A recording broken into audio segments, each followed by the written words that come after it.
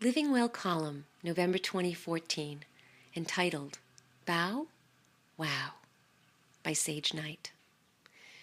2 days ago, a toddler bowed to me. I hope I never forget that moment or how I felt. I'd pedaled my bicycle over the motorcycle bridge to the far side of the canal, reminding myself to stay on the left side of the road once I reached the main drag. We're not in Kansas anymore, Sage, or L.A. Several scooters passed me, each one carrying up to 4 people, including toddlers and an occasional dog.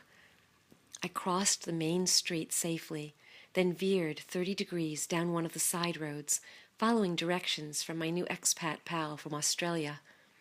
As I rode, I peeked into several open storefronts, each one displaying unrecognizable items, and sought out the shop described to me, the one with the blue roof about 50 yards down on the left. I found the place, but she was closed. On the way back, I looked for another shop that might carry a pair of Energizer AA's for my wireless mouse.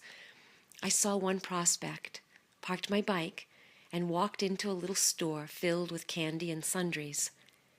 Behind the counter stood a young Thai woman.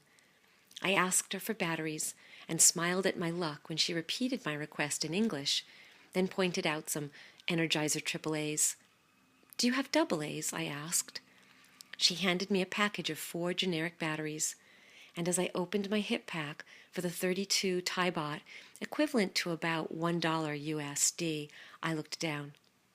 To the young woman's right stood a miniature version of her, an adorable little Thai girl with short, straight black hair, dressed in soft pink and white. I put my hands in prayer position, as is the custom here, and greeted her. "Sawadee-ka," I said with a bow and a smile. To my delight and surprise, that little angel put her tiny hands together in front of her heart, looked down, and bowed toward me. You could have knocked me over with a whisper. I repeated the gesture, and so did she. "Kapunka," I said quietly, thanking them both in Thai with another bow, and left the shop.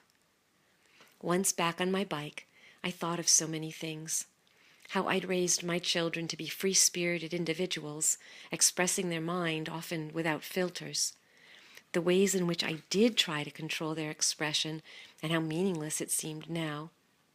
How well politeness and respect would serve that little girl her whole life. And the words spoken to me several weeks ago by one of the guests here at Dow Garden. In America, the individual is worshipped. In Thailand, the focus is on community, and in order to have community, you need courtesy.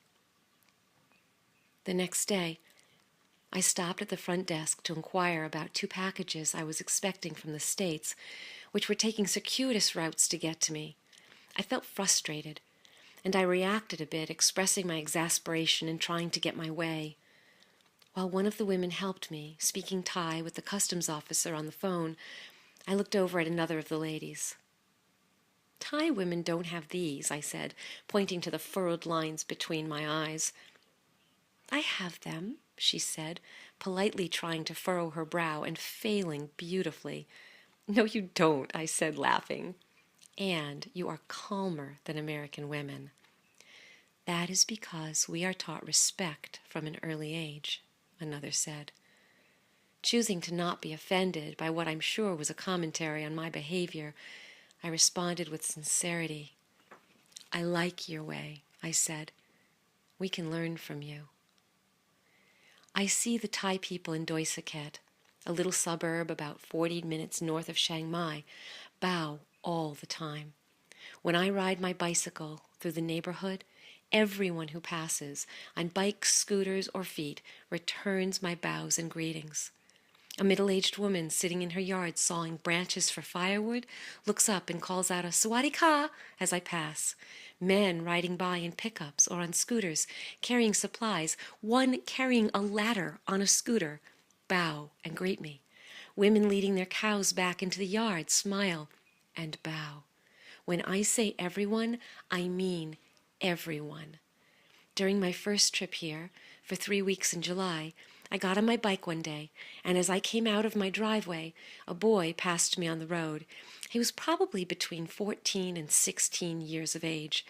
I remember him because he is the only person I've seen who did not return my bow. Teenagers get to be the exception. By the time this goes to print, I will most likely have left my little bungalow in Chiang Mai with its lovely bowing Thai people and be back at home with Shiloh in the Santa Monica Mountains. I keep imagining, what would Los Angeles be like? What would the world be like if we all adopt this Thai practice of courtesy and community? For now, I just think, what will my world be like if I do?